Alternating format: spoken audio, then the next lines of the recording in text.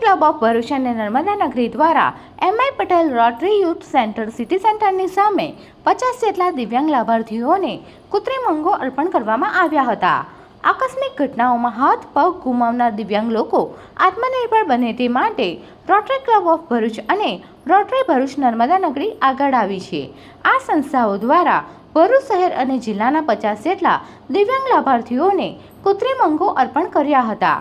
આજ રોજ 11 કલાકે MI Patel rotary youth centre city સેન્ટરની સામે લાભાર્થીઓને તબીબોની મદદ વડે કૃત્રિમ અંગો પ્રત્યારોપણ કરવામાં આવ્યા હતા. આ કાર્યક્રમમાં ધારાસભ્ય રમેશ મિસ્ત્રી, રોટરી ક્લબના પ્રમુખ રિઝવાના જમીનદાર અને ડોક્ટર યુવરાજસિંહ ગોહિલ, ડોક્ટર અલ્પેશભાઈ તેમજ સભ્યો અને લાભાર્થીઓ ઉપસ્થિત રહ્યા હતા. રોટરી ક્લબ ઓફ ભરૂચ અને નર્મદા નગરી રોટરી ક્લબના સંયુક્ત ઉપક્રમે આજે ભરૂચમાં 50 જેટલા જે લોકો છે એમને હાથ અને પગના જે કૃત્રિમ સાધનો આપવાનો કાર્યક્રમ રોટરી ક્લબ ખાતે યોજાયો છે. ખૂબ સરાહનીય કાર્ય છે.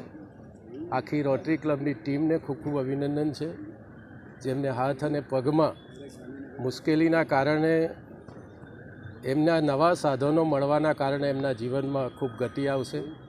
હું રિઝવાનાબેન, ડૉક્ટર યુવરાજસિંહ, ડૉક્ટર કીર્તિરાજસિંહ અને એમની આખી ટીમ રોટરી ક્લબને ખૂબ ખૂબ અભિનંદન આપું છું. આનાથી આ 50 પરિવારોના જીવનમાં નવો પ્રકાશ ફેલાશે.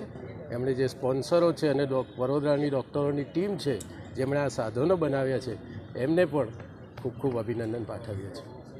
Thank you. Subscribe now and press the bell icon. Never miss an update.